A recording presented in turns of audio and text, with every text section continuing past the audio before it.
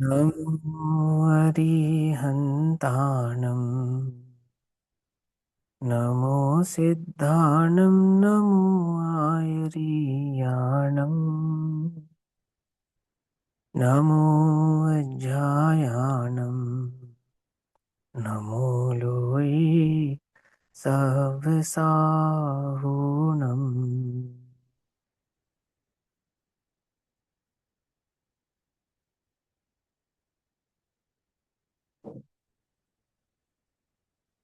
मङ्गलं भगवान् वीरो मङ्गलं गौतमो गणी मङ्गलं कुन्दकुन्दार्त्यो जैनधर्मोऽस्तु मङ्गलम्। सर्वमङ्गल्यमाङ्गल्यं सर्वकल्याणिकारकम् प्रधानां सर्वधर्माणां जैनं जयतु शासनम्।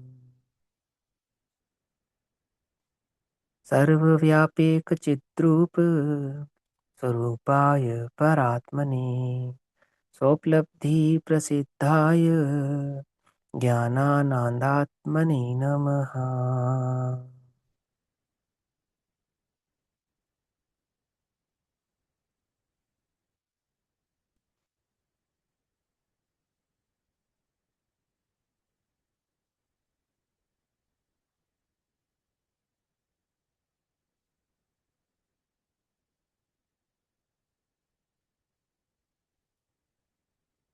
हमारे दोपहरकालीन स्वाध्याय का विषय चल रहा है श्री प्रोचन सारजी प्रमागम।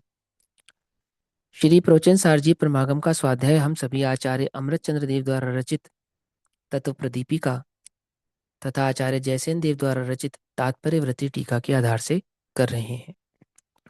ज्ञान तत्व प्रज्ञापन और ज्ञेय तत्व प्रज्ञापन अधिकार के पश्चात आचरण तत्व प्रज्ञापन अधिकार की चर्चा चल रही है। आचरण प्रज्ञापन अधिकार अर्थात चरणानुयुक्त सूचक चूलिका, जिसमें गाथा क्रमांक 203 हम सभी पढ़ रहे हैं।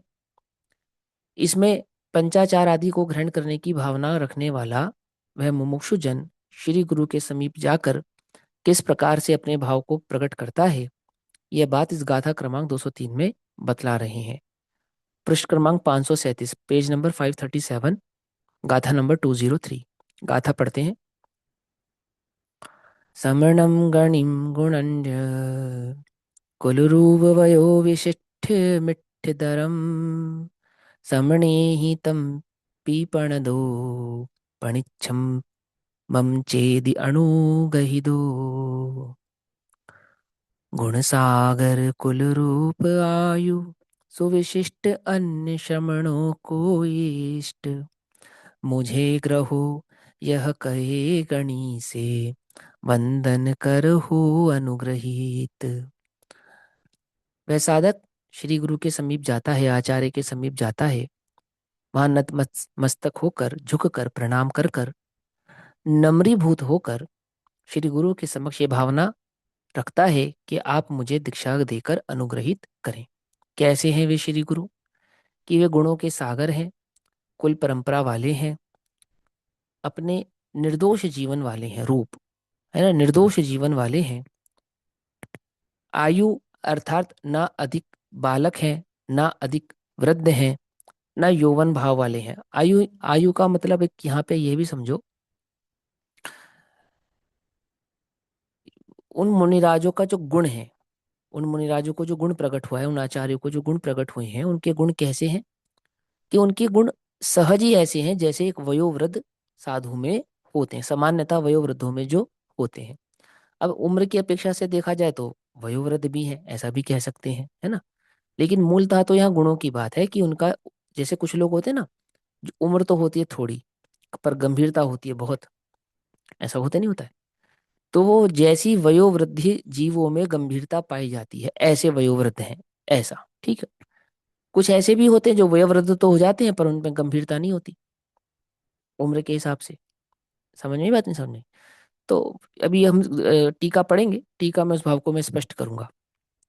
ऐसे और जो अन्य श्रमणों को इष्ट हैं, अर्थात संघ में सभी जिन्हें तो ये हैं, और संघ के सभी साधु जिन्हें आदर और सम्मान की दृष्टि से देखते हैं, ऐसे श्री गुरु के समीप जाकर वह दीक्षा भाव को ग्रहण करता है ना। मैंने दीक्षार्थी का भाव समझाया है, और दीक्षा किससे ग्रहण करनी चाहिए यह बतलाया, दोनों बातें समझाई गई हैं। भावुकता में दीक्षा ग्रहण करने वाले को तो ये सब ध्यान में ही नहीं रहेंगी बातें, और जो वो त्रादव अर्थात सम्यक दर्शन सहित और तीन कषाय चौकड़ी के अभाव रूप सच्ची वितरागता भाव के साथ जब जिन दीक्षा धारण की जाती है, तो श्री गुरु के ऐसे गुण होते हैं, ऐसा उस साधक को सहज ही ज्ञान में भी आता है। अब आचार्य देव स्वयं, आचार्य जयसेन देव, आचार्य अमरचंद्र देव और आचार्य कुंद कुंद देव, तीनों ही आचार्य हैं। ग्रंथ लिखने वाले जो ग्रंथाकार हैं वे भी आचार्य हैं, टीकाकार भी आचार्य हैं, है ना, जो दो टीकाकार हैं। तो उस भाव को भली प्रकार से स्पष्ट कर रहे हैं कि जो आचार्य होता है अर्थात जो दीक्षा देने वाला होता है, वह कैसा होना चाहिए, है ना, उसका लक्षण कैसा होना चाहिए, स्वयं वो अपने आप से बतला रहे हैं कि इस प्रकार के लक्षणों वालों की वास्तविक आचार्यों के समीप जाकर अपने को दीक्षा ग्रहण करनी चाहिए। एक इसमें ऐसा भी समझा जा सकता है कि इससे विपरीत लक्षण वाले भी लोक में अन्य आचार्य हो सकते हैं। आई बस समझ में, पकड़ में ही ना। अब वो बतला रहे हैं कि भाई देखो, आपको ये लक्षण समझने पड़ेंगे कि जिसके आप पास जाओ और दीक्षा ग्रहण करो, तो इतनी आपके पास समझ और बुद्धि होनी चाहिए कि इस प्रकार के लक्षण वाले आचार्य के समीप जाकर ही दीक्षा ग्रहण करो। अब ये अन्वयार्थ पढ़ते हैं और टीका के भाव से इसको समझेंगे। देखो यहाँ कहते हैं जो श्रमण है, श्रमण है अर्थात साधु है, ठीक है ना, जिनका समस्त श्रम एकमात्र ज्ञान स्वभाव के लिए ही होता है, उन्हें श्रमण कहते हैं। श्रमण का रूढ़िवादी अर्थ भी करें या एक जैन शास्त्र के अनुसार आगमार्थ करें, तो श्रमण माने साधु, जो 28 मूल गुणादि का निरतिचार पालन करने वाले, जिन लिंग धारण करने वाले मुनिराज होते हैं, उन्हें श्रमण कहते हैं। श्रमण किस अपेक्षा से कहते हैं कि जिनका समस्त श्रम, श्रम समझते ना, पुरुषार्थ किसके लिए है, एकमात्र ज्ञान स्वभाव के लिए। जो न है ना, न, ये ज्ञान का प्रतीक है, ज्ञान मात्र के लिए है। वे कौन है, वे श्रमण है। जिनके संसार का अंत आ गया है, वे संत हैं। पकड़ में बात। जो निरंतर आत्मा के मनन में अपने उपयोग को लगाए रखते हैं, सो मुनि है ना। इस प्रकार से जो नाम उनको प्राप्त होता है ना, श्रमण मुनि साधु, अ, श्रमण मुनि साधु संत, ऐसे नाना प्रकार जो उनको के व्यक्ति भी नामों होता से, है। ऋषि, हाँ, गणी कहा जाता है, ऋषि कहा जाता है, ऐसे कई प्रकार के नामों से उनको संबोधन दिया जाता है। तो वो लक्षणों की अपेक्षा से वह नाम उनको प्राप्त होते हैं, संबोधन के लक्षण है ये, है ना। ये किसी का नाम नहीं है, गणी किसी का नाम नहीं है, ये संबोधन है। जैसे हम किसी को आदर से भाई साहब बहन जी ऐसा कहते हैं ना, ऐसे वो संबोधन है, संबोधन। तो वो संबोधन के शब्द हैं, ये गण गणी आदि भाव जो है संबोधन के शब्द हैं। किन के लिए प्रयोग किया जाता है, जिनमें इस प्रकार के गुण या लक्षण होते हैं, उनके लिए इस प्रकार के संबोधन के शब्द प्रयोग किए जाते हैं। जो श्राम्य भाव को प्राप्त होते हैं, सो श्रमण है। साम्य भाव को प्राप्त होते हैं अर्थात वीतराग दशा के धारी होते हैं, उनको भी श्रमण कहा जाता है। जैनों के दर्शन को, जैन दर्शन को अन्य मतियों के द्वारा श्रामण्य ऐसा भी कहा जाता था, व्रात्य ऐसा भी कहा जाता था। माने जो नाना प्रकार के व्रतों के धारी हों, उन्हें व्रात्य कहते हैं। जो अरहंत के उपासकों उन्हें अरहत कहते हैं। समझ में ये बात, नहीं समझ में, है ना। किस प्रकार से संबोधन, जिनेन्द्र के उपासक है इसलिए क्या कहलाए, इसलिए जैन कहलाए। समझे, जिनेन्द्र के उपासक हैं इसलिए क्या कहलाते हैं, इसलिए जैन कहलाते हैं। तो ऐसे ही यह कहते हैं कि जो श्रमण है, श्रमण है अर्थात जो 28 मूल गुणों का निरतिचार पालन कर कर जैनेश्वरी दीक्षा में दीक्षित हैं, ऐसे जो साधु हैं मुनि हैं, वे श्रमण हैं। और कैसे हैं वे श्रमण, कि वे श्रमण गुणान्य है। गुणान्य है अर्थात माने अनंत गुणों के भंडार है, कई गुणों के भंडार है। ये जो है ना अणांज, ये पिटारे को कहते हैं, जिसमें धन रखा जाता है ना, उसको कहते हैं। रत्नाकर को कहते हैं, जिसमें रतन रखे जाते हैं। और तो जिसमें अनंत गुण समाहित हो या कई विशेष प्रकार के गुणों से जो सुयोग्य हो, सुसज्जित हो, उन्हें कहते हैं गुणांज। जैसे जिसके पास बहुत धन होता है ना, उसको कहते हैं धनांज। शब्द सुना है, धनांज। धनी हो सो धनांज, गुणी हो सो गुणांज। ठीक, गुणांज है कुल। कुल माने कि आचार्य परंपरा से अनुग्रहित है, आचार्य परंपरा वाले हैं। ऐसे नहीं है बस किसी ने भी उनको आचार्य घोषित कर दिया है और स्वयं से अपने को आचार्य घोषित करके बैठ गए हैं, ऐसा नहीं है। ऐसे सहज ही बस आचार्य पद मिल गया, ऐसा नहीं। कैसा है? जिन्हें कुल परंपरा से आचार्य पद प्राप्त हुआ है, कुलीन है। कुलीन है अर्थात वो जो जो परंपरा है, जिनेंद्र की जो परंपरा है, जिनेंद्र की उस परंपरा का अनुसरण करके वे साधु हुए हैं, कुलीन है ना। और रूप तथा वैसे विशिष्ट हैं। रूप है अर्थात जो उनके गुण है ना, गुण, वे गुण दिखते हैं। ऐसा नहीं है कि बस उनको नाना प्रकार की उपाधियां लग गई हैं, ऐसा नहीं है। उनके गुण कैसे हैं? उनके गुण प्रकट हैं, समझे? जैसे लोक में किसी को रूपवान कहा जाता है तो कैसे देखते हैं? कि जिसका सुंदर चेहरा हो उसे रूपवान कहते हैं, सुंदर सुडोल अच्छा शरीर हो तो उसे सुंदर या रूपवान कहते हैं। ऐसे मुनिराजों का रूप क्या है? कि जो उनका भीतरी स्वरूप है, वो स्वरूप उनकी मन वचन काया में प्रकट हो रहा है। ठीक है ना? ऐसा नहीं है कि बस सारी दुनिया जय जयकारा लगा रही है तो हम भी जय जयकार लगा रहे हैं, ऐसा नहीं। वो अंतरंग जो अंतस्थल है उनका, श्रवण्य भाव का, वह उनका स्वरूप भाव से प्रकट है, उनकी काया में, उनके वचन में। वह अंतरंग मुनिपना जो उनके अंदर स्थापित है, तीन कषाय चौकड़ी के अभाव रूप, वह उनकी क्रियादि में भी प्रकट है। उस प्रकट भाव को कहते हैं रूपवान।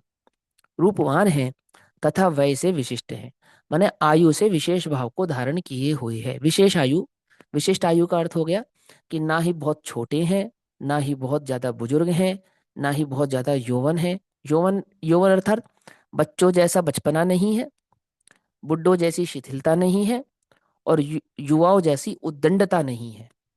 कैसे हैं? जो धीर हैं, गंभीर हैं। तो धीर और गंभीर को वयोवृद्ध कहते हैं। आपको मालूम ज्ञानी को भी क्या कहा जाता है? ज्ञानी को ज्ञान वृद्ध, ऐसा। ज्ञानी को क्या कहा जाता है? ज्ञान वृद्ध। ज्ञान वृद्ध माने, माने जिसके पास अधिक ज्ञान हो उसको ज्ञान वृद्ध कहते हैं। उम्र कितनी हो? उम्र 12 वर्ष भी हो सकती है, 18 वर्ष भी हो सकती है, 22 वर्ष भी हो सकती है। लेकिन विशेष ज्ञान का धनी हो तो उसको ज्ञान वृद्ध कहते हैं। ऐसे ही जिनका जो जीवन है, आचरण है, वो गंभीर है। कैसी गंभीरता है? जैसी एक वयोवृद्ध जीव में गंभीरता देखी जाती है, अनुभवी जीवों में जो गंभीरता देखी जाती है। जीवन का अनुभव जिनके पास प्राप्त होता है, ऐसे जीवन के अनुभव को प्राप्त करके जिन्होंने अनुभव प्राप्त किया है, ऐसी वयोवृद्धता जिनमें देखी जाती है, गंभीरता देखी जाती है। झट बात में हाइपर नहीं हो जाते, छोटी छोटी बातों में परेशान नहीं होते, हो जाते, उदास नहीं हो जाते। कैसे रहते? गंभीर रहते हैं। बड़ी से बड़ी अड़चन हो, बड़ी से बड़ी मुश्किल हो, कैसे हैं वो? गंभीर रहते हैं, घबराते नहीं हैं, परेशान नहीं होते हैं, जल्दबाजी नहीं करते हैं, पेशेंस के साथ, धैर्य के साथ, है ना। जिनकी समझ कैसी है? गंभीर है। उन्हें कहते हैं वयोवृद्ध, उन्हें कहते हैं वे विशिष्ट। ठीक है ना? वे विशिष्ट हैं और श्रमणों को अति इष्ट है, अर्थात संघ में सभी उन्हें इष्ट हैं, सभी उन्हें प्रेम आदर और सम्मान के साथ देखते हैं, है ना। ना कि सिर्फ संघ में अर्थात समाज में, संपूर्ण संघ और समाज में जिन्हें आदर की दृष्टि से देखा जाता है, जिनके संघ को आदर के साथ देखा जाता है, जिनके आचार्यत्वपने को आदर और सम्मान के साथ देखा जाता है, ऐसे वे श्रमण हैं। अर्थात संघ को, सभी साधुओं को अति इष्ट हैं। सभी साधु चाहते हैं कि हमारा आचार्य कैसा हो? इनके जैसा हो। अर्थात हमारा जो दीक्षा का जीवन है, इनकी छत्र छाया में फलीभूत हो, ऐसा। सभी ने प्रेम कर, सभी चाहते हैं कि आचार्य तो ऐसे ही होने चाहिए, ऐसा, है ना। उसको कहा उन्होंने श्रमणों को अति इष्ट है। ऐसे गणी, ऐसे गणी को, ऐसे गणी को वो दीक्षार्थी मुमुक्षु जीव क्या कहता है? ऐसे गणी के समीप जाकर वह दीक्षार्थी अर्थात वह मुमुक्षु जीव कहता है कि मुझे स्वीकार करो, ऐसा कहता है, आप मुझे स्वीकार करो। प्रणत होता है, प्रणत होता है अर्थात झुकता है, नम्रीभूत होता है, प्रणाम करता है, मन वचन और काय तीनों से झुककर, प्रणाम कर कर, है ना, प्रणत होकर प्रणाम करता है, और अनुग्रहित होता है अर्थात कृतज्ञ होता है, प्रसन्न होता है ना, अपने को धन्य मानता है कि आप मुझे अगर अनुग्रहित ग्रहण करते हैं तो मैं क्या होऊंगा? अपने को भाग्यशाली मानता है, सौभाग्यशाली मानता है, उनकी कृपा मानता है कि आपने मुझ पर बड़ी कृपा की। क्या कृपा की? आपने मुझे दिन दीक्षा धारण कर कर मुझ पे अनंत कृपा की है। आ रही बस समझ में? कौन है ये सम्यक दृष्टि जीव है, समझना ध्यान से। जो एक द्रव्य दूसरे द्रव्य का करता है ऐसा नहीं मानता, जो जानता है जगत में निमित्तों से कार्य नहीं होता। सुनो, वो ये सारी पढ़ाई पढ़कर आया है कि जिनेंद्र की तरफ देखने से कल्याण नहीं होगा, आत्मा की तरफ देखने से कल्याण होगा। वो ऐसी भक्ति करता है किसके समक्ष? आचार्य के समक्ष। उसकी नम्रभूतता ऐसी होती है कि आप मुझ पर कृपा करते हैं, आपकी कृपा है कि आपने मुझे दीक्षा दी। कौन तुम्हारे पास दीक्षा लेने आ रहा था? मैं दीक्षा लेने आया हूँ, ऐसा नहीं। मुझे दीक्षा दे तो मैं तुम्हारी सेवा करूंगा, ऐसा नहीं। ऐसा नहीं, कैसा? आपने मुझे दीक्षा दी है, आपने मुझ पर बड़ी कृपा की है, अनंत कृपा की है, ऐसा भाव वह प्रकट करता है। अब इस पर आचार्य अमरचंद्र देव टीका करते हैं और टीका कर कर उस भाव को समझाते हैं। वे कहते हैं, पेज नंबर 538, 538 नंबर का पेज, छोटी टीका है ना, लेकिन समझने योग्य है। एक एक बात को ध्यान से समझिएगा। यहाँ कहते हैं, पश्चात, पश्चात अर्थात सभी बंधु वर्गों से क्षमा मांगकर, अर्थात वीतराग भाव से उन सबसे राग भाव को त्याग कर और पंचाचार का अनुपालन करने की भावना लेकर वह शरणार्थी या मुमुक्षु श्री गुरु के समीप जाता है। पश्चात, श्री गुरु के समीप जाने के पश्चात श्रामणायार्थी अर्थात मुनि पने को ग्रहण करने का इच्छुक, ठीक है ना, जिसका प्रयोजन उस मुनि पद को प्राप्त करना है। तो कह रहे श्रामण्यार्थी, वह श्रामण्यार्थी प्रणत अर्थात झुकता है और अनुग्रहित होता है, यानी कि अपनी कृतज्ञता प्रकट करता है।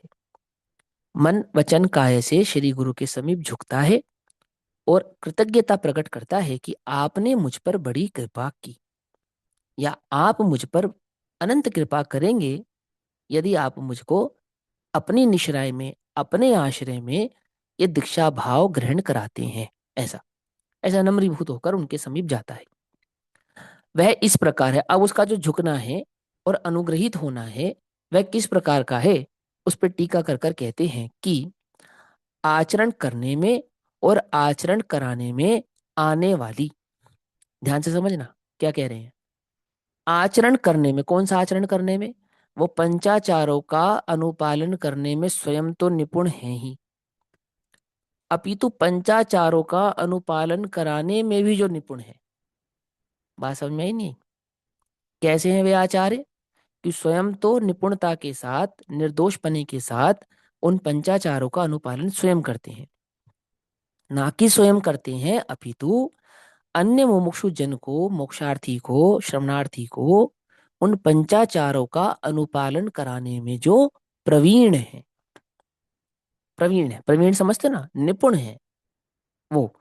तो कहते हैं आचरण कराने में, अब उस पंचाचारों का आचरण कराने में जो आने वाली समस्त प्रकार की विरति की प्रवृत्ति के समान। विरति की प्रवृत्ति अर्थात विरक्तता की प्रवृत्ति। कैसी है वो प्रवृत्ति? जो विरक्त भाव वाली प्रवृत्ति है, रक्त अनुरक्त भाव वाली प्रवृत्ति नहीं, विरक्त भाव वाली प्रवृत्ति है।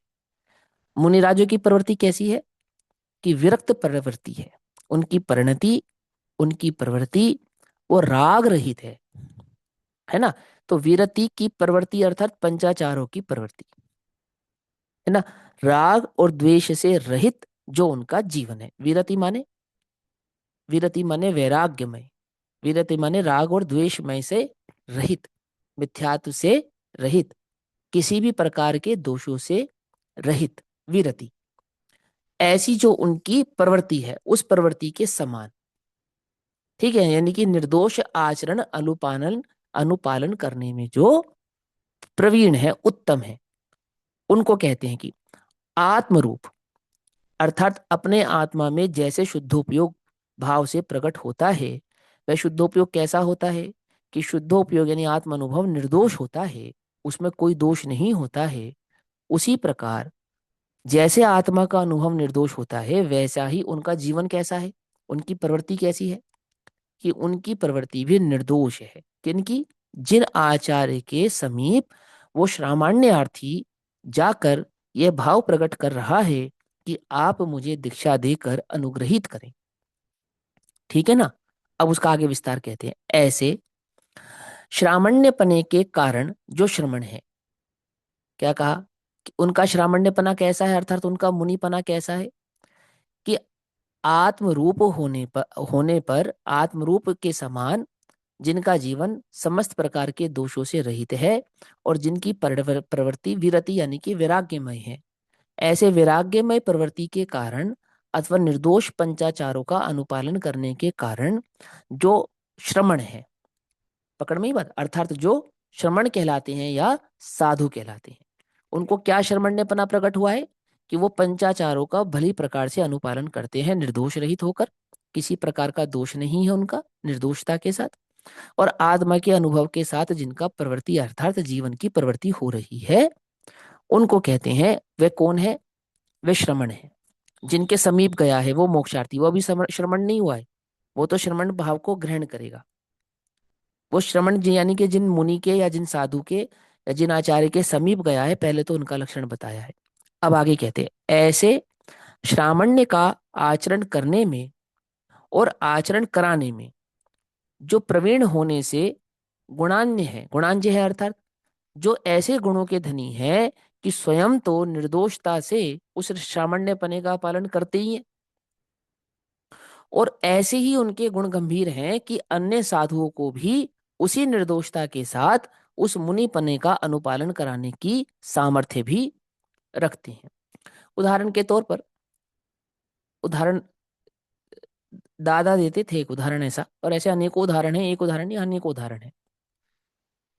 दो साधु हैं, दो साधु, एक जवान है, एक थोड़े बुजुर्ग हैं। दोनों आलोचना करने के लिए श्री गुरु के समीप गए और दोनों ने एक ही बात रखी कि महाराज, आज स्वाध्याय के काल में हमें नींद आ गई है ना। दो साधु ने, एक जवान और एक वृद्ध, दोनों ने क्या कहा कि आज स्वाध्याय के काल में हमें नींद आ गई। तो दोनों को प्रायश्चित कराते हैं। कैसा प्रायश्चित कराते हैं कि जो जवान साधु है उसको कहते हैं कि तुम्हारा 2 दिन का उपवास है, वो सहर्ष स्वीकार कर लेता है। और जो वयोवृद्ध है ना, उसको कहते हैं तुम 2 दिन उपवास नहीं करना। क्या कहा, 2 दिन उपवास, बुद्धिपूर्वक उपवास नहीं करना, ऐसा ये प्रायश्चित है तुम्हारा। क्यों कि संघ में किस साधु की क्या प्रवृत्ति है उसको भली प्रकार से जानने वाले वो जो आचार्य हैं, ये बात भली प्रकार से जानते हैं। क्या इस ये जो जवान साधु है ना, जवान है, ये जवान और जो भोजन ये कर कर आता है ना, वो भोजन भोजन के अतिरेक के कारण या भोजन के कारण उसके प्रमाद आता है उसको। तो प्रमाद दूर करने के लिए उसको कहते हैं कि तुम उपवास करना, ताकि शरीर में जो प्रमाद या क्लांति बन रही है वो दूर हो जाए। और जो वृद्ध है वो थोड़ा भोजन करता है, वो कमजोरी के कारण उसे नींद आती है, तो उसकी कमजोरी दूर हो इसके लिए उसको कहते हैं कि तुम उपवास नहीं करना या उनोदर नहीं करना। उनोदर माने अधिक उनोदर नहीं करना, जितना योग्य है सो योग्य है उतना ही करना। ऐसा ऐसा नाना प्रकार के उदाहरण देकर ये बात समझाने के लिए कि नाना प्रकार के प्रायश्चित भाव वहां पर कराए जाते हैं। तो कैसे कराए जाते हैं कि दोनों ही साधुओं की जो प्रवृत्ति है वो उत्तम बनी रहे, उसमें किसी प्रकार का कोई दोष नहीं आवे। पकड़ मारी बात, नहीं पकड़ मारी, ऐसा। और स्वयं कैसी प्रवृत्ति करते हैं कि स्वयं भी ऐसी प्रवृत्ति करते हैं, ऐसा नहीं। देखो एक बात समझने वाली बात है, ये टीका से तो आप समझोगे ही, और बहुत विस्तार से इस बात को समझो। आचार्य पद पर आसीन हो, शरीर शिथिल हो जावे, चलने की ताकत ना रहे, तो क्या नहीं करते, आचार्य पद का त्याग पहले करते हैं। आजकल तो सिस्टम भी दूसरा है ना, आचार्य बनने की होड़ है, उनको इतना भी नहीं मालूम कि आचार्य पद से मुक्ति भी नहीं होती है ना। प्रत्येक साधु का समाधि मरण आचार्य पद को त्यागने के पश्चात ही हो सकता है, आचार्य पद पर बने हुए समाधि मरण होता भी नहीं है।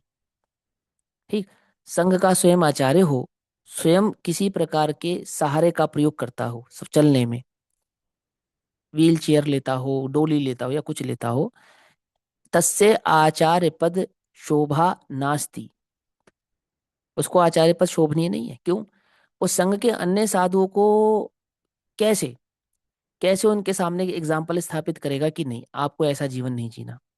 शरीर शिथिल हो जाने पर, ताकत खत्म हो जाने पर, सुनने की, देखने की, भोजन की, चलने की कोई भी सामर्थ्य घट जाने पर सर्वप्रथम आचार्य पद का त्याग कर देते हैं, ताकि संघ में क्या ना हो, आदर्श स्थापित ना हो कि हमारे आचार्य भी ऐसा करते थे इसलिए हम भी ऐसा कर सकते हैं। अपितु क्या आदर्श स्थापित होना चाहिए कि आचार्य पद पर बने रहे तो इतने कठोर नियमों के साथ ही अनुपालन किया है, तो हम भी इसी प्रकार से कठोर पदों के साथ अनुपालन करें। देखो, नेता ही शिथिल होगा, नेता ही शिथिल होगा, नेता जो अभिनेतृत्व करता है, नेतृत्व करता है ना भीड़ का या संघ का, जब वो ही शिथिल होगा तो उसके नेतृत्व में जो भीड़ होगी वो भी शिथिल हो जाएगी। समझे? जब वही कमजोर होगा तो भीड़ भी कमजोर हो जाएगी। बात समझ में आई ना? जिसके निश्राय में, अर्थात जिसके आदर्श के साथ, जिसको हम अपना एम बनाकर, लक्ष्य बनाकर आगे बढ़ते हैं, यदि वही कमजोरी दिखाएगा तो जो उसका अनुसरण करने वाली भीड़ होगी वो तो अपने आप कमजोर हो जाएगी ना, शिथिल हो जाएगी। आज मैं तंत्र मंत्र की बातें करने लगूं, ज्योतिष आदि की बातें करने लगूं, तो आप सब लोगों को क्या लगने लगेगा? भाई भैया भी तो करते हैं, ऐसा उदाहरण दे दोगे ना आप तुरंत कि भैया भी तो मानते हैं। बात समझ में नहीं? और उसका निषेध करना कितना अनिवार्य है उस व्यक्ति के लिए जो नेतृत्व कर रहा है किसी भी चीज का। मैं आपका नेतृत्व नहीं कर रहा हूं, मैं तो उदाहरण के रूप में समझा रहा हूं इस बात को। आचार्य क्या होते हैं? नेता होते हैं। किसके नेता होते हैं? संघ के नेता होते हैं, नायक होते हैं, संघ के नायक कहलाते हैं वो। ठीक। अन्य साधुओं के लिए क्या होते हैं? अन्य साधुओं के लिए आदर्श होते हैं। तो उनके जीवन में वह ऐसा कोई कार्य नहीं करते हैं जो संघ के अन्य साधुओं के लिए क्या बन जावे, एग्जाम्पल के तौर पे सेट हो जावे। कि हमारे आचार्य करते हैं ज्योतिष, गंडा, ताबीज आदि भाव तो किसी सामान्य साधु को भी करना चाहिए ही नहीं। यहाँ उसकी तो बात ही नहीं है। यहाँ किसकी बात चल रही है? यहाँ तो ये कह रहे हैं कि आचरण और प्रवृत्ति भी कैसे निपुण होती है। तो स्वयं स्वयं लिखा है ना, स्वयं तो निर्दोष अनुपालन करते ही हैं और संघ को भी निर्दोष अनुपालन कराने की सामर्थ्य रखते हैं। कैसे रखते हैं सामर्थ्य? स्वयं अनुपालन नहीं करेगा तो संघ को कैसे अनुपालन कराएगा, बताओ? जो दोष स्वयं में होगा वो दोष अन्य जनों को नहीं होवे, इस बात के लिए वो कैसे अ, अपने आप को स्थापित कर पाएगा? हम एक कहानी पढ़ते थे बचपन में, स्कूल में पढ़ाते थे, महात्मा गांधी के संदर्भ में। एक बच्चा था, वो गुड़ बहुत खाता था और गुड़ खाने से उसके पेट में दर्द हो जाता था। तो उसके पिताजी उसे बहुत समझाते थे कि बेटा गुड़ नहीं खाओ आप, है ना? तो किसी ने उसको सलाह दी कि ये महात्मा गांधी के पास इसको ले जाओ और वो इसको सिखाएंगे या समझाएंगे, उनकी बात जरूर मानेगा। तो वो पिता अपने बच्चे को लेकर महात्मा गांधी के पास गया और उसने बताया गांधी जी से कि भाई ये मेरा बच्चा गुड़ बहुत खाता है और आप इसको एक बार कह दो तो ये नहीं खाएगा। तो महात्मा गांधी ने कहा ठीक है, तुम 2 दिन बाद आना, है ना? और कहानी आपको याद आ गई होगी, हमने बचपन में पढ़ी सभी ने। वो 2 दिन बाद फिर जाता है, फिर 2 दिन का समय मांग लेते हैं वो, और 2 दिन बाद जाता है। फिर वो महात्मा गांधी इसको कहते हैं कि बेटा गुड़ नहीं खाना चाहिए, आपको डॉक्टर ने मना किया है और आपकी सेहत के लिए ठीक नहीं है, तो आप इसका सेवन ना करें। तो पिता पूछता है कि भाई ये बात तो आप 4 दिन पहले भी कह सकते थे, इतनी सी बात, इतनी सी बात कहने के लिए आपने 4-5 दिन क्यों लगाए? तो महात्मा गांधी कहते हैं कि भाई देखो, 4-5 दिन पहले तक मैं स्वयं गुड़ खाता था। है ना? मुझे स्वयं उस मीठे में आसक्त भाव था। अब मैं स्वयं तो खाऊं और उसे मना करूं तो उसका प्रभाव ही नहीं पड़ने वाला। प्रभाव ही नहीं पड़ने वाला ना। उसका प्रभाव पड़े उसके लिए क्या किया जाए? क्या किया जाए कि स्वयं, मैं पहले स्वयं उसको त्यागूं। आई बात समझ में नहीं? तभी तो मैं उस बात को कहने के लायक बनूंगा और मेरी बात का वजन पड़ेगा। ऐसे ही आचार्य के संदर्भ में कहते हैं कि स्वयं आचार्य जैसा जीवन जिएगा, आचार्य स्वयं जैसे उन व्रतों का अनुपालन करेंगे, वैसा का वैसा ही व्रतों का अनुपालन वे अपने संग से करा पाएंगे। स्वयं ही नहीं करेंगे तो संग से कैसे करा पाएंगे? आती है बस। और ये सभी पर लागू होती है। पंडित टोडरमल जी ने वक्ता का स्वरूप कहा है ना, आप उसको पढ़ना। इसी प्रकार के लक्षण उन्होंने वहां बतलाए हैं। मैं यहाँ पे 4-5 प्रकार की अंगूठियां पहनूं, गले में ताबीज पहन के बैठूं और ज्योतिष और मंत्र तंत्र की बुराई करूं, और फिर आपको क्या लगेगा? ये इनके खुद के हाथ में तो 4 अंगूठियां हैं और ये हमें ज्ञान दे रहे हैं कि कोई द्रव्य दूसरे द्रव्य का करता धरता नहीं है। आती है बस, समझ में नहीं आती? आप समझो, बहुत बहुत विचार करना पड़ेगा, बहुत समझना पड़ेगा, तब ये बात समझ में आती है। बहुत मुश्किल है गृहीत मिथ्या तत्व अपने अंतरंग से निकाल पाना, बहुत मुश्किल। कई बार समर्थन भी करना पड़ता है, मालूम? ज्योतिष आदि का कई बार समर्थन भी करना पड़ता है। लेकिन इतनी सावधानी से करना पड़ता है कि सामने वाले को वो क्या ना लगने लग जाए, है कि उसके साथ वो कर्ता कर्म संबंध स्थापित ना हो जाए। बहुत समझना पड़ेगा, एक द्रव्य दूसरे द्रव्य का कर्ता नहीं है, ये बात अंतरंग में बैठे, ये बहुत मुश्किल है। जरा सा चमत्कार दिखावे ना लोक में कोई, जरा सा छोटा सा ऐसा दिखा देवे, अंगूठी में दिखा देवे चेहरा किसी का, पानी के कटोरे में किसी का चेहरा दिखा देवे, आदमी को लगने लगता है ओ ये तो धरती पे भगवान है, ये तो जो कह रहा है परम सत्य ही है। वो विचार ही नहीं कर पाता, मांस खाने वाला, मच्छी खाने वाला, जिसको ईश्वर का पता नहीं है, कुछ नहीं मालूम है, उसकी बातों को सत्य मान लेता है कि हाँ ये सत्य कर है। किसी की भी बातों में आकर किसी के प्रति भी किसी भी प्रकार का परिणाम जीव को उत्पन्न हो जाता है। कितने कितने मेरे को सुनने में आते हैं ना, मैं तो उदाहरण के तौर पे समझा रहा हूँ कि वो आमुक से किस लिए बैर है, क्योंकि किसी चलते फिरते पंडित ने बताया था कि ये तेरा दुश्मन है, बस। कुछ सुध बुध ना ही रही है, मिथ्यामति छाई गई है, मैंने बहुत बुरी दशा है, बहुत बुरी दशा। क्या समझा रहा हूं मैं ये समझा रहा हूं कि एक मोक्षार्थी जीव, एक मुमुक्षु जीव, उसका जीवन कैसा होना चाहिए, कितना आदर्श होना चाहिए, है ना, उसके जीवन में कितना पेशेंस होना चाहिए, साधु के जीवन में कितना पेशेंस होना चाहिए, एक आचार्य कैसा होता है कि एक आचार्य उन पंचाचारों का अनुपालन करने में स्वयं इतना निपुण है कि स्वयं तो निर्दोष जीवन जीता ही है, और संघ के अन्य साधुओं को भी उस निर्दोषता के साथ उसका अनुसरण कराने की सामर्थ्य रखता है। आ रही है बस, समझ में नहीं आ रही, है ना, ऐसा।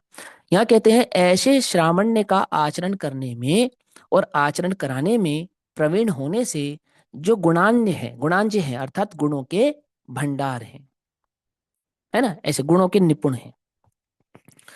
एक एक चीज और समझो, समझ पाओ तो समझ तो जाओगे, समझदार तो आप बहुत हो मुझे मालूम है। देखो, मेरे पास एक प्रश्न भी आया था, वो प्रश्न प्रासंगिक भी इस गाथा से, तो मैं प्रश्न के साथ ही उसका उत्तर कर देता हूँ अभी, है ना। सुन लो भैया, जिनका प्रश्न है वो भी सुन लो, ध्यान से समझो। प्रैक्टिकल बताओ भैया, प्रैक्टिकल, क्या प्रैक्टिकल बताओ। आत्मा के अनुभूति भाव को हम प्राप्त करें या उस भेद ज्ञान हमारे जीवन में प्रकट हो, आप उसका प्रैक्टिकल बताओ, प्रैक्टिकल क्या है, ये प्रश्न है। पकड़ में ही बात, प्रश्न समझ में आ गया सबको। मैं ये टीका के भाव से और उसका प्रैक्टिकल भाव दोनों आपको समझा रहा हूँ, बहुत ध्यान से समझना। प्रश्न समझ में आया कि आत्मानुभूति प्रकट होवे, भेद ज्ञान की धारा चले, आप उसका हमें प्रैक्टिकल बताओ। ठीक, वो बहुत बढ़िया प्रैक्टिकल बताते हैं, आमुक बहुत बढ़िया प्रैक्टिकल बताता है, बहुत बढ़िया बात है, अच्छी बात है कि हमें तो आपसे जानना है। तो देखो भाई, मेरा जो उसमें मानना है, मैं वह बात आपके समक्ष कहता हूँ, ध्यान से समझना। एक होता है शुद्धोपयोग, आत्मानुभूति शुद्धोपयोग उसका नाम है। एक है शुभोपयोग, ठीक है ना। तू प्रैक्टिकल तो करता है शुभोपयोग का, और फल चाहता है शुद्धोपयोग। क्या कहा, प्रैक्टिकल तो करता है शुभोपयोग का, समझ में आई बात, और फल क्या चाहता है, फल चाहता है शुद्धोपयोग, तीन काल में संभव नहीं है। शुभोपयोग के कारण शुद्धोपयोग की प्राप्ति नहीं होती, नहीं होती और नहीं होती। बहुत ध्यान से समझना, ये तलवार है, दुधारी तलवार, जिसकी मैं भी चर्चा कर रहा हूं आपके समक्ष, और ये आप जरा से टच से मस किया आपने तो वो क्या होगा उस धार से, अपने ही गर्दन कटेगी। बहुत ध्यान से समझना, है ना। क्रोध का प्रसंग बना, कषायों का प्रसंग बना, मान अपमान का प्रसंग बना, आप शांत रह गए, आपने रिप्लाई नहीं किया, कुछ भी विचार करके आपने रिप्लाई नहीं किया। आपको क्या लगा कि हमने प्रैक्टिकल कर लिया, किसका प्रैक्टिकल कर लिया, भेद ज्ञान का प्रैक्टिकल कर लिया है। ये भेद ज्ञान का प्रैक्टिकल नहीं है, तो को उल्टा नहीं पकड़ना, अब यही गड़बड़ है यहाँ पे बस। इतना किया तो शाबाश, कितना किया कि क्रोध का प्रसंग बना था और आपने क्रोध नहीं किया, आपको किसी ने गाली दी, आपने पलट के उसको गाली नहीं दी। आपका किसी ने अपमान किया, पलटकर आपने उसका अपमान नहीं किया। किसी ने आपको बहुत अधिक बुरा भला कहा, बहुत अपने आप को अपने कंट्रोल किया, थोड़ा बहुत आपके मुंह से भी निकल गया, है ना, लेकिन फिर आपने अपने आप को कहा नहीं नहीं, ऐसा नहीं करना चाहिए, सब कर्म का उदय है, आदि आदि एक द्रव्य दूसरे द्रव्य का करता नहीं है, इस प्रकार आपने खूब सोच विचार के अपने आप को शांत कर लिया, हो गया, आप शांत भी हो गए, है ना। तो क्या आपने भेद ज्ञान का प्रैक्टिकल कर लिया, क्या लगता है आपको। अब ये विचार करना पड़ेगा गर्दन हिलाने से नहीं, अपने से पूछो कि वो मुझे भेद ज्ञान का प्रैक्टिकल लगता है या नहीं लगता है। ये जो प्रैक्टिकल आपने किया है ना, ये मालूम ये शुभोपयोग का प्रैक्टिकल है, ये भेद ज्ञान का प्रैक्टिकल है ही नहीं। बहुत ध्यान से समझना।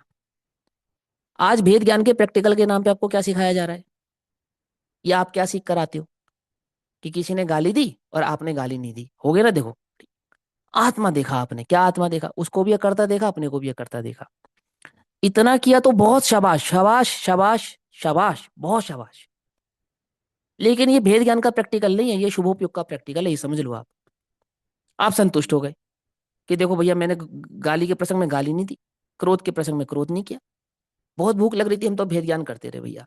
बहुत बढ़िया, बहुत बढ़िया। इससे शुद्धोपयोग होने वाला नहीं है। क्या हुआ इससे? आपने वर्तमान में अपनी कषाय को कंट्रोल किया, या अपने परिणामों को निमग्न या शांत करने के लिए जिस भी प्रकार का विचार किया। एक व्यक्ति ने विचार किया कि राम ही करता है, एक व्यक्ति ने विचार किया अल्लाह करता है, एक व्यक्ति ने विचार किया कि कर्म कराते हैं, तुमने विचार किया कि पुद्गल का परिणमन है। अंतर क्या है? कुछ अंतर नहीं है। समझना ध्यान से। हाँ, पुण्य की डेंसिटी में थोड़ा बहुत अंतर पड़ेगा, लेकिन ये शुद्धोपयोग का प्रैक्टिकल नहीं होता, ये शुभोपयोग का प्रैक्टिकल है। शुद्धोपयोग का प्रैक्टिकल क्या होता है कि आपने समस्त प्रकार के प्रसंग, मैंने भोग उपभोग के प्रसंग और कषाय आदि के प्रसंगों में वस्तु स्वरूप का विचार करके अपने उपयोग को शांत किया। प्रथम ये शुभोपयोग आया, आपको शांत हो गया ना। अब शांत होने के बाद क्या किया कि उस उपयोग को समस्त प्रभावों से हटाओ और निज स्वभाव की ओर लेकर लगाओ।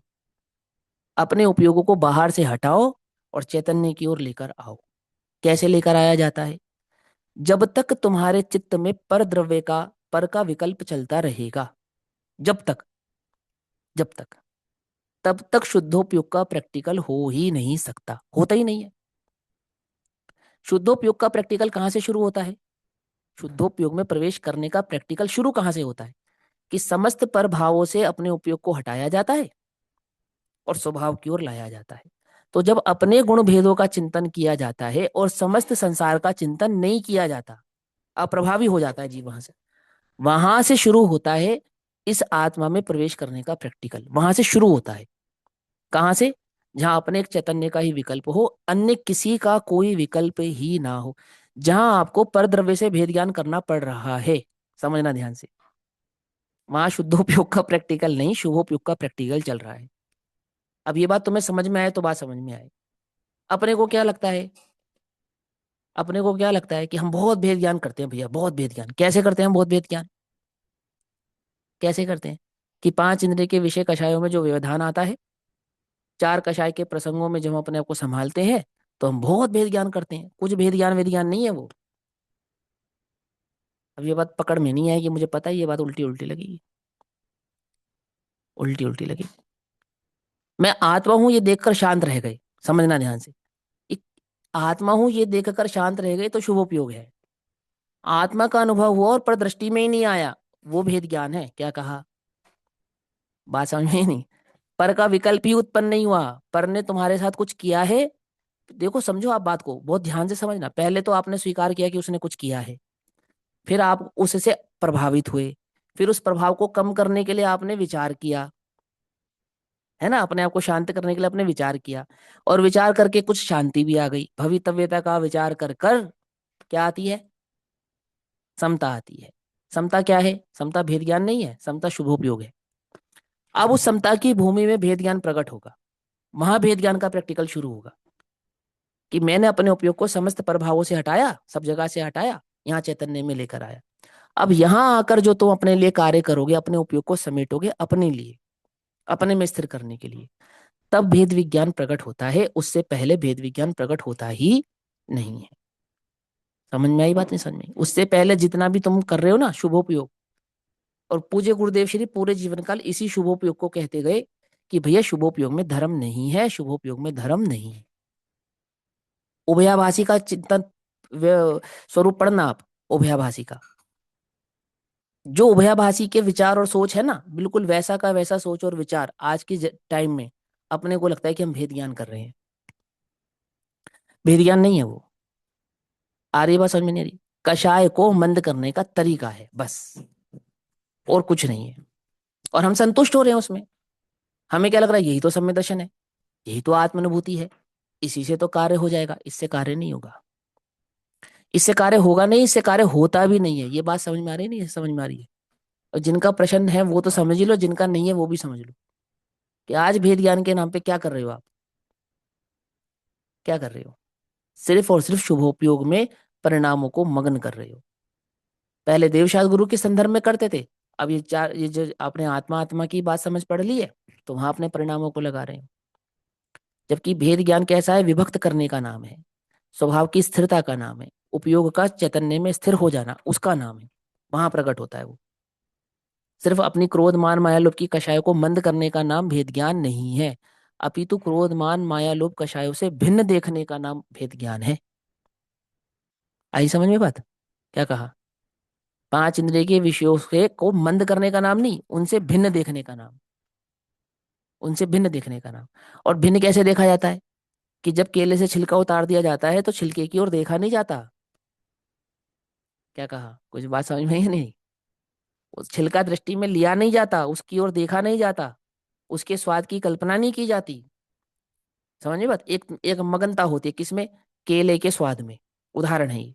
ऐसे ही जब हमने पर से अपने को विभक्त कर दिया, तो फिर पर का विकल्प, पर का चिंतन नहीं किया जाता। किसका विकल्प और किसका चिंतन रह जाता है? अपने निज चैतन्य भगवान आत्मा का चिंतन, अपने निज भगवान चैतन्य आत्मा का विकल्प, उसी में अपने परिणामों की निमग्नता, उसी के अस्तित्व का, अपने अस्तित्व का स्वरूप का आदर, वो होता है। वहां वेद ज्ञान होता है। आती बात पकड़ में? हम्म। ऐसे ही यहाँ कहा कहते हैं वो, कि वो साधु कैसे हैं, कैसे हैं वो आचार्य? उनका स्वयं का जीवन, उनका स्वयं का अपना उपयोग इतना सधा हुआ है कि उनके जीवन में तो कोई दोष ही नहीं है किसी प्रकार का। और वह स्वयं कितने निपुण है, वह स्वयं इतने निपुण है कि संग उनको देखकर स्वयं ही आदर्श भाव से परिणमन करता रहता है, कराना नहीं पड़ता। आचार्य एक एक के पीछे डंडा लेकर दौड़ेंगे तो हो गया काम। क्या बात समझ में नहीं? वो स्थिति नहीं है क्लास के टीचर जैसी, एक एक के बच्चों को सुधारना पड़े और चुप कराना पड़े। कैसा स्थिति है वहां तो? वहां तो आचार्य ही इतना आदर्श है कि उसको देखकर संघ स्वयं ही सुव्यवस्थित भाव से परिणमित होता रहता है, होता रहता है।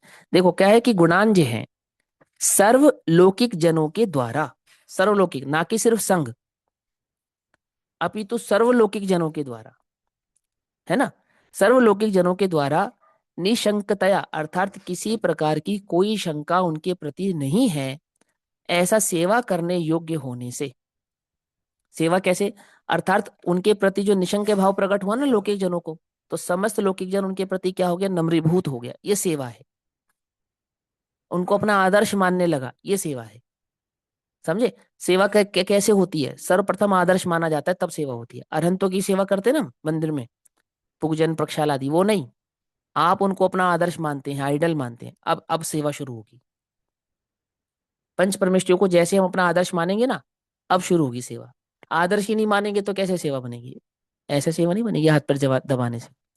निशंकतया सेवा करने योग्य होने से, और क्रमागत कुल क्रमागत अर्थात कुल की परंपरा से, कुल परंपरा से, आचार्य परंपरा से, जिन्होंने उस आचार्य पद को प्राप्त किया। कैसा है उनका आचार्य पद?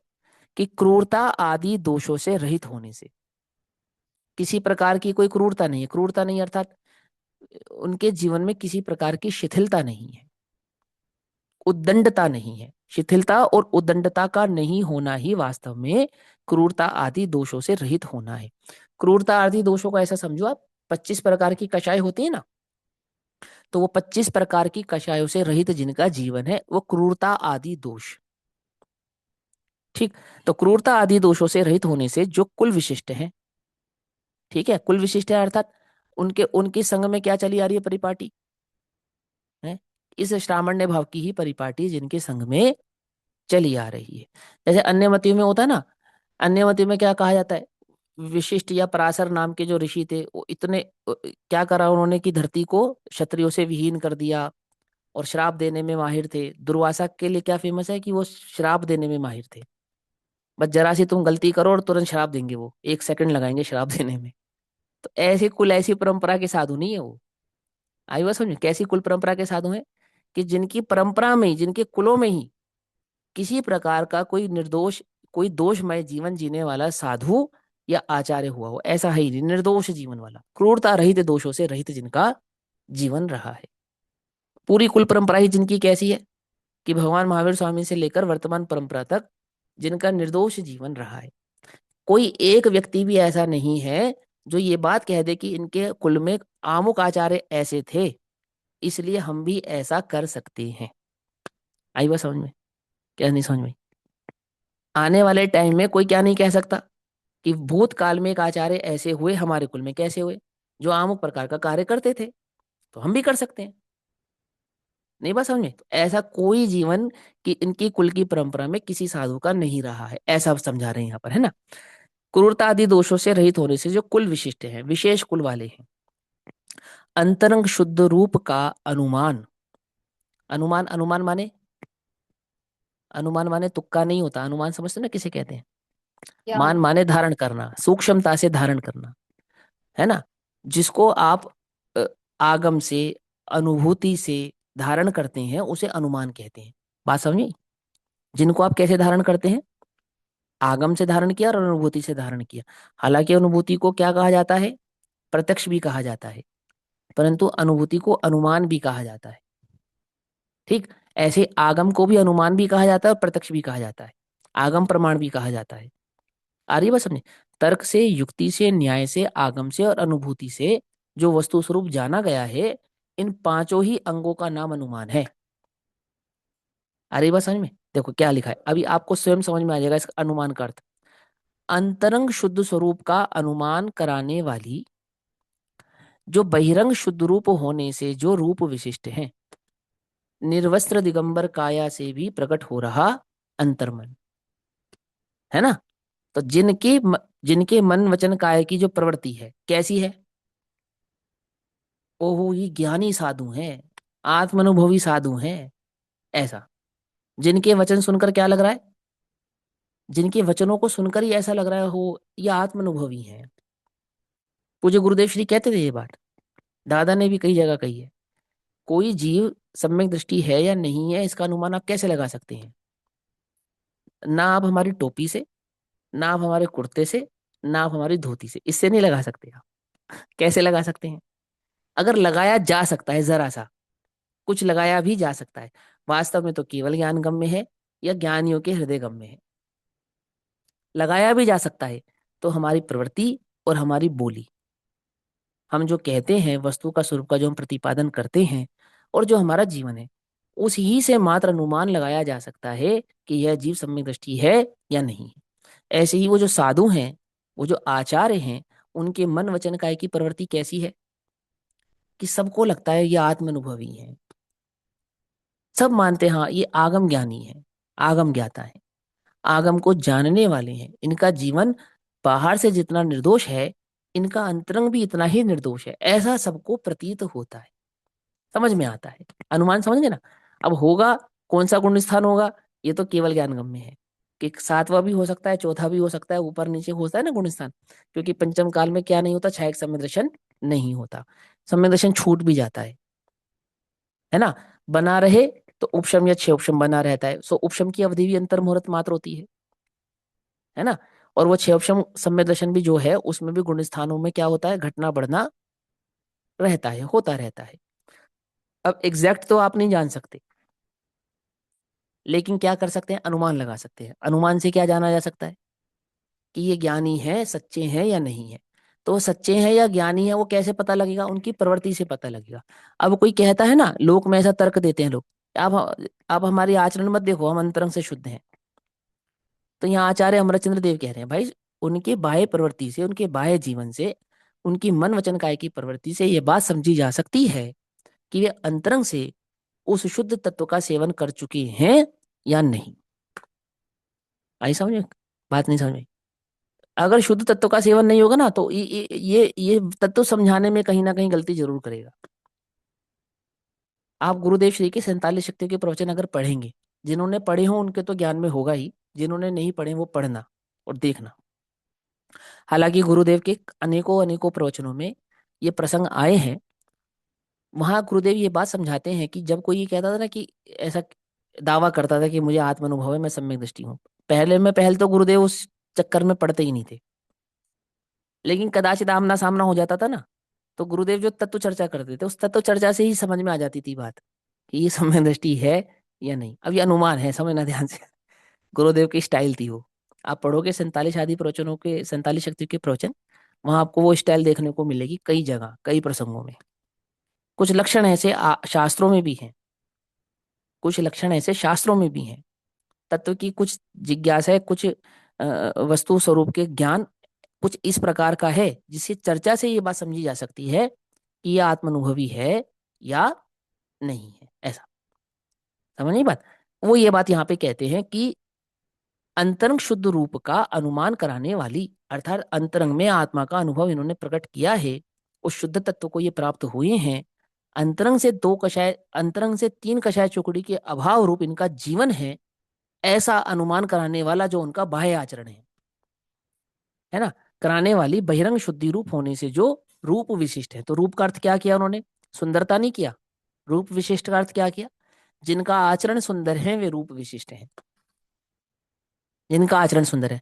बड़े पंडित साहब का है ना श्रृंगार, श्रृंगार, मस्तक का भूषण गुरु आज्ञा, है ना, और शास्त्र श्रवण है कर्णों का, शील है नेत्रों का, है ना श्रृंगार, उसको मंगल श्रृंगार कहते हैं। ऐसे ही साधु का रूप क्या है, स्वरूप क्या है, उसकी सुंदरता क्या है, कि उसके आचरण की जो निर्दोषता है वही उसकी सुंदरता है। ये बात यहां कही उन्होंने, ठीक है। तो क्या कहा? बहिरंग शुद्ध रूप होने से जो रूप विशिष्ट हैं अर्थात सुंदर हैं, निर्दोष आचरण का अनुपालन करने के कारण सुंदर हैं।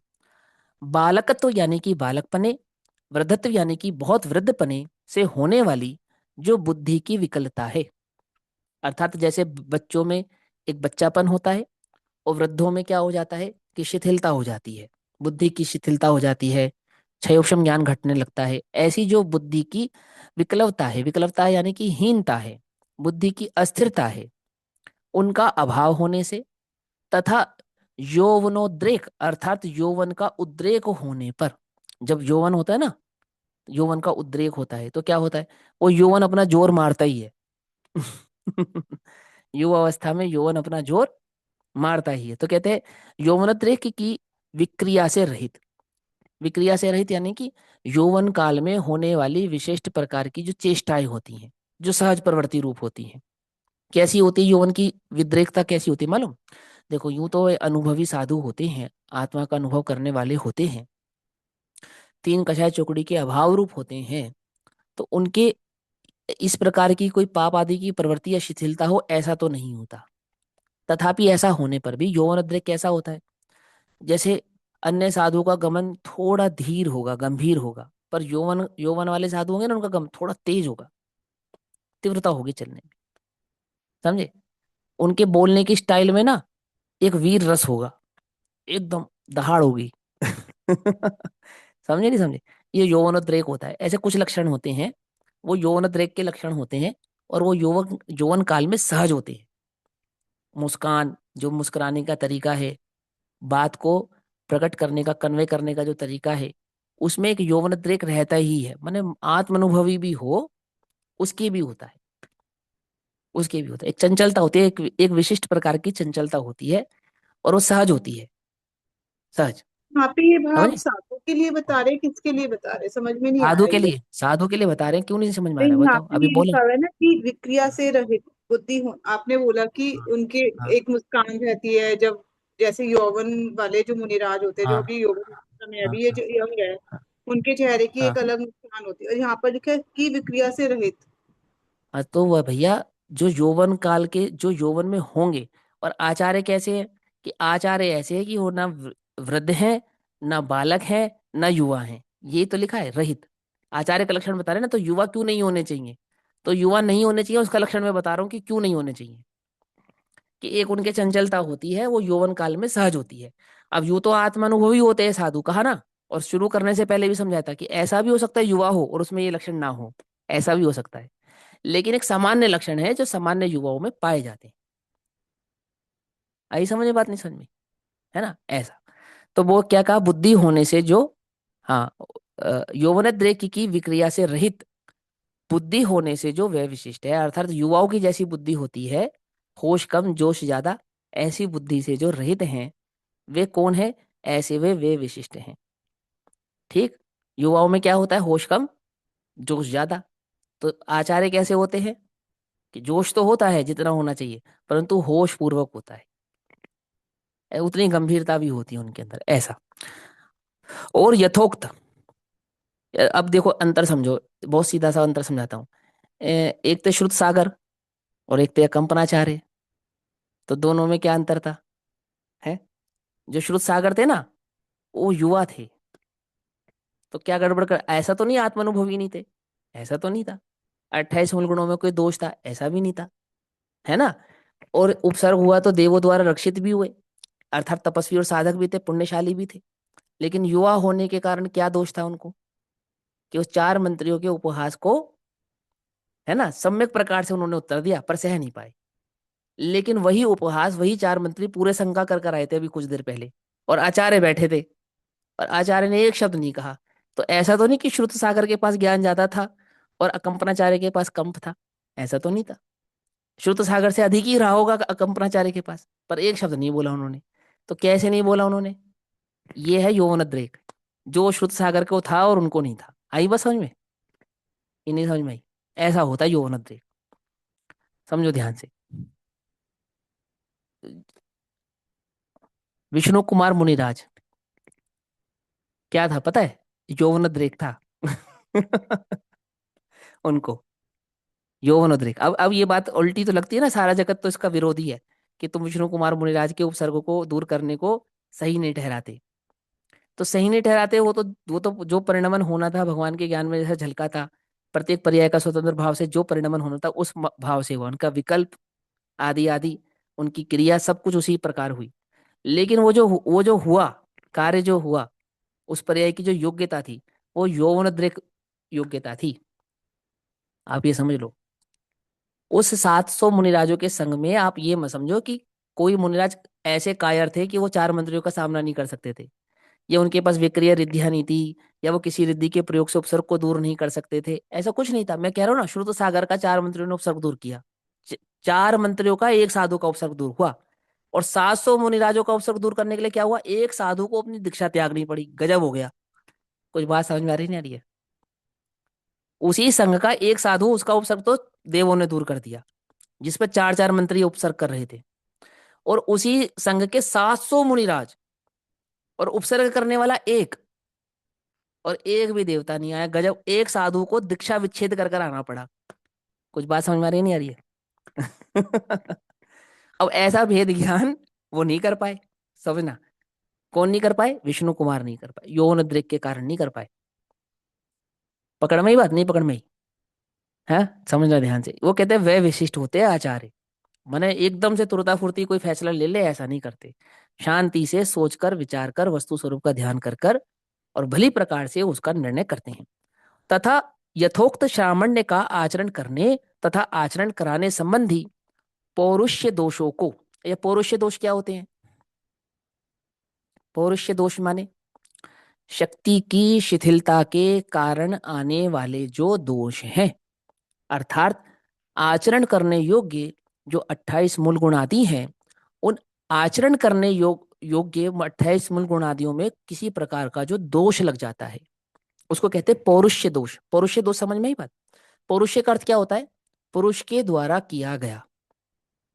एक होता है अपौरुष्य, एक होता है पौरुष्य। इंग्लिश में समझाता हूं मैं उसको। एक होता है मैन मेड और एक होता है गॉड मेड। होता है मैन मेड और गॉड मेड। तो मैन मेड और गॉड मेड में क्या अंतर है?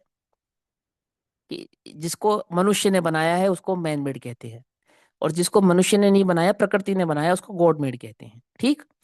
ऐसे ही 28 मूल गुणों का पालन कौन करता है? कि साधु करते हैं। तो साधु के द्वारा किए जाने वाला जो 28 मूल गुणों का पालन है, और उस 28 मूल गुणादि के पालनों में लगने वाला जो दोष है वो क्या कहलाएगा? वो कहलाएगा पौरुष्य दोष।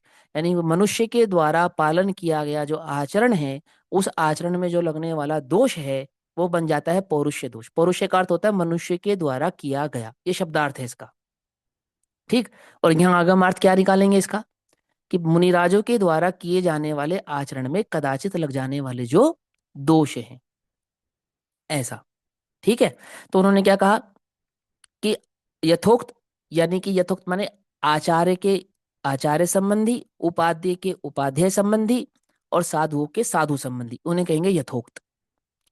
कि कोई साधु है, कोई आचार्य है, कोई उपाध्याय है, तो सबके मूल गुणों में अंतर है ना, कोई के 36 है, किसी के 25 है, किसी के 28 है। तो यथोक्त, यथोक्त श्रामण्य का आचरण करने, यानी एक साधु को, एक मुनि को करने योग्य जो आचरण है, उस करने योग्य आचरण तथा कराने योग्य, करने और कराने, करने तथा आचरण कराने संबंधी जो मुनियों के दोष हैं, कदाचित पौरुष्य दोषों को निशेषतया नष्ट कर देने से, अर्थात उनको दोष रहित कर देने में जो निपुण होते हैं, कौन होते हैं? आचार्य होते हैं, जो अपने दोषों का तो निवारण कर ही लेते हैं, अपितु पूरे संघ के साधुओं का भी दोषों का निवारण कर देते हैं। प्रायश्चित और आलोचना आदि के माध्यम से वे समस्त संघ के दोषों को क्या कर देते हैं? दोषों से मुक्त कर देते हैं। साधुपने में लगने वाले दोषों को भी जो क्या कर देते हैं? दूर कर देते हैं, ऐसा। तो क्या संबंधी पौरुष दोषों को निशेषतया, अर्थात छोड़ते नहीं है कि चलो इतना दोष तो चलता है, ना ना ना ना ना, निशेषतया, रंच मात्र भी दोष छोड़ते नहीं है। रंच मात्र भी, अपने में तो छोड़ते ही नहीं, अन्य साधुओं में भी कोई दोषी हो तो वो दोष उसके अंदर रहने नहीं देते। क्या करते हैं? युक्ति आदि न्याय आदि के बल पर, भेद विज्ञान आदि के बल से उन साधुओं के उन दोषों को क्या कर देते हैं? दूर कर देते हैं। तो कहते हैं निशेषतया नष्ट कर देने से मुमुक्षुओं के द्वारा, अर्थात साधुओं के द्वारा, मोक्ष माने साधुओं के द्वारा प्रायश्चित आदि के लिए जिनका बहुआश्रय लिया जाता है, इसलिए जो श्रमणों को अति इष्ट है। साधुओं को वे इष्ट किस लिए हैं? कि साधु उनका आश्रय लेते हैं। साधु उनका आश्रय क्यों लेते हैं?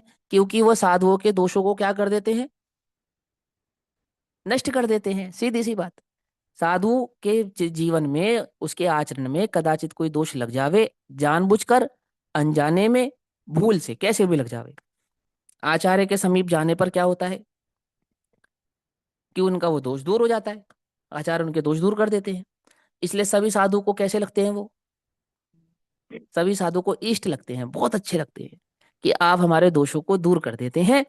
इसलिए उनके समीप जाना उनको क्या लगता है? अच्छा लगता है। उनके साथ रहना उनको कैसा लगता है? अच्छा लगता है। वो उनका साथ छोड़ना नहीं चाहते। आ रही है बात समझ में? तो आचरण में संबंधी जो दोष हैं, उन दोषों को दूर करने में जो निपुण हैं, ऐसे वे आचार्य हैं। ऐसे गणीय अर्थात ऐसे आचार्य के निकट शुद्धात्म तत्व की उपलब्धि के साधक, आचार्य के निकट शुद्धात्म तत्व की उपलब्धि रूप सिद्धि से मुझे अनुग्रहित करो। क्या कहा? जो शुद्धात्म उपलब्धि का साधक है, अर्थात शुद्धात्मा की उपलब्धि करना चाहता है, वो उन आचार्य के निकट जाके कहता है कि ये शुद्धात्मा की उपलब्धि मुझे हो, इसके लिए आप मुझे क्या करें? अनुग्रहित करें, अर्थात मुझ पर कृपा करें। ठीक। समय हो गया मुझे मालूम है, एक लाइन है, मैं इसको पूरा कर लेता हूँ, ठीक है ना? हालांकि ये ज्ञानाचार के विरुद्ध है पर कर लेते हैं ना, थोड़ा सा समय अपना वो होगा। ऐसा कहकर जो श्रामण्यार्थी है वह जाता हुआ प्रणत होता है, अर्थात श्री गुरु की शरण में जाकर झुकता है। प्रणत होता है अर्थात झुकता है, मन वचन और काय तीनों से विनम्र होता है। इस प्रकार यह तुझे शुद्धात्म तत्व की उपलब्धि रूप सिद्धि हो। क्या कहा? उसकी इस अनुग्रह को ग्रहण करते हुए आचार्य क्या कहते हैं? कि तुझे शुद्धात्मा की उपलब्धि हो, तो क्या करते हैं? उसे पंचाचार रूप उस जैनेश्वरी दीक्षा को धारण कराते हैं। क्या लेते क्या देते हैं? ये लेते देते कुछ नहीं है, परंतु उस दीक्षा भाव का प्रकट करना हुआ है साधक के द्वारा देना, और उस दीक्षा को, उस शिक्षा जो दे रहे थे साधु, उस शिक्षा को क्रियान्वित रूप से दीक्षित भाव से दिया उसको, कि पांचों प्रकार के पंचाचारों का अनुपालन करके तू भी अपने निज चैतन्य शुद्धात्मा की उपलब्धि को प्राप्त करे, इस भाव के साथ जो दीक्षा उसको देते हैं, ऐसा। उपलब्धि रूप सिद्धि हो, ऐसा कहकर उस गणी के द्वारा अर्थात उन आचार्यों के द्वारा वह शरणार्थी अर्थात साधु बनने का इच्छुक प्रार्थित अर्थ से संयुक्त किया जाता हुआ अनुग्रहित होता है। अर्थात प्रार्थित अर्थात उसकी प्रार्थना को स्वीकार कर कर वह वस्तु स्वरूप उसे प्राप्त हो, इस भावना के साथ उसे वे आचार्य भगवान दीक्षा प्रदान करते हैं। इस प्रकार आचार्य अमरचंद्र देव द्वारा रचित यह गाथा और इसकी टीका यहाँ पर पूरी होती है। अब आचार्य जयसेन देव द्वारा इस गाथा के संदर्भ में क्या कहते हैं वह टीका हम सभी कल पढ़ेंगे, अभी समय हुआ। तब तक के लिए सभी को जय जिनेन्द्र। ओम नमः सिद्धेभ्यः। भैया, एक पूछना था कुछ। हाँ जी जैसे बताइए। आपने आपने आत्म अनुभूति और भेद ज्ञान का जो बताया था, जैसे आपने एग्जाम्पल लिया था, क्रोध आया तो हम्म। वो हमने दूसरे पर क्रोध नहीं किया, वो कषाय की मंदता हो गई, ये शुभाशुभ योग हो गया। ये शुभाशुभ योग के बाद ही आप शुद्धापयोग की नियम है ऐसा कि इसके बाद ऐसा ही जो पुरुषार्थ के साथ करना होगा, पूरे पर द्रव्य से अपना समेट के अपना उपयोग अंदर लेना होगा। देखो ये एक नियम है कि अशुभोपयोग में आत्म संबंधी पुरुषार्थ होता ही नहीं है, हो ही नहीं सकता। आत्मा का पुरुषार्थ या आत्मा की अनुभूति का जो पुरुषार्थ है वो मंद कषाय में ही होता है, तीव्र कषायों में होता ही नहीं है। पंडित टोडरमल जी ने उदाहरण के स्वरूप में ये बात समझाई कि कोई व्यक्ति नदी में बह रहा है और नदी का प्रवाह तीव्र है। अब वहां वो कितने हाथ पैर मारे कि बाहर निकल जाए? वहां तो नहीं निकल सकता। फिर कब मारे? कि जब नदी का प्रवाह कम हो और तब वो पुरुषार्थ करे तो बाहर आ सकता है। क्या समझाया उन्होंने इस उदाहरण से? कि जब कषायों की तीव्रता होती है वहां तो भेद ज्ञान संभव ही नहीं है। समझे नहीं समझे? वहां तो कषायों को मंद करने के नाना प्रकार के उपाय संभव हैं, लेकिन क्या संभव नहीं है? भेद ज्ञान हो जावे वो संभव नहीं है। भेद ज्ञान की धारा कहाँ प्रकट होती है? भेद ज्ञान का पुरुषार्थ कहाँ प्रकट होता है?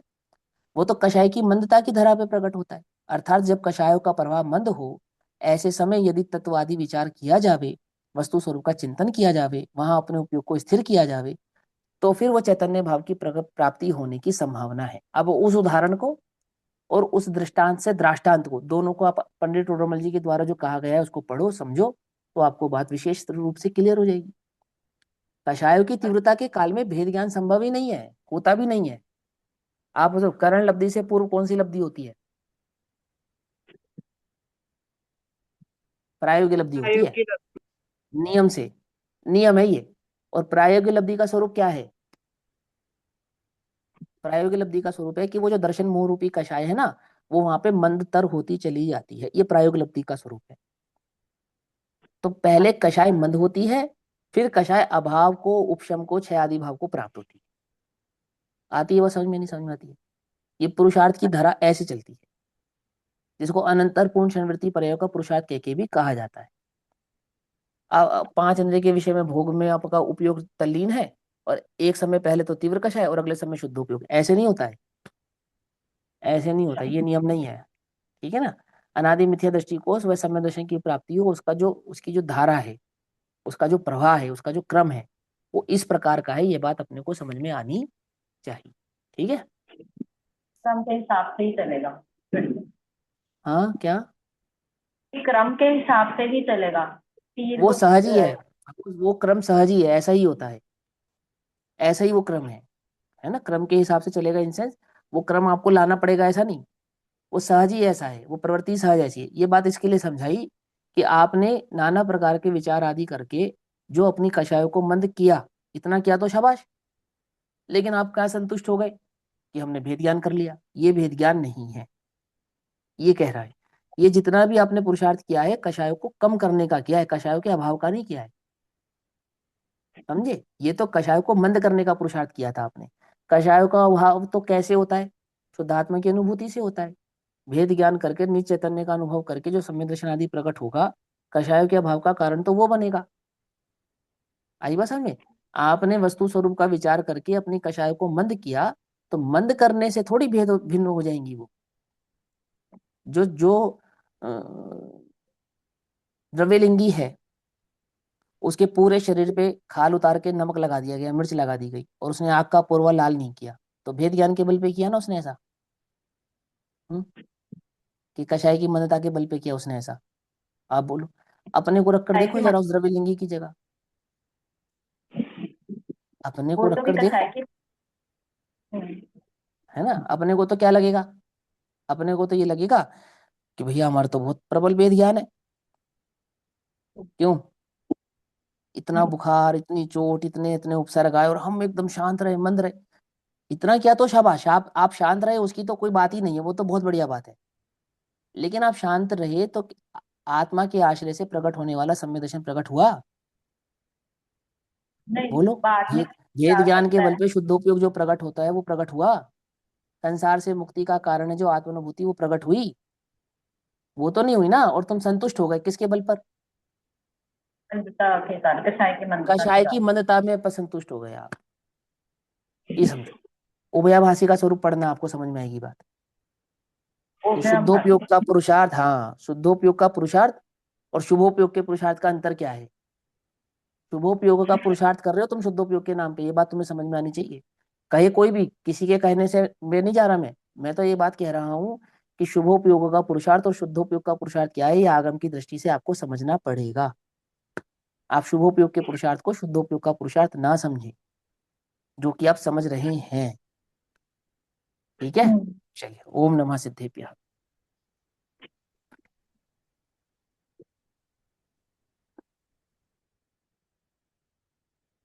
निज निधि निज में बताई, यह अनंत उपकार है, उसके लिए जिनवाणी माँ को वंदना शत बार।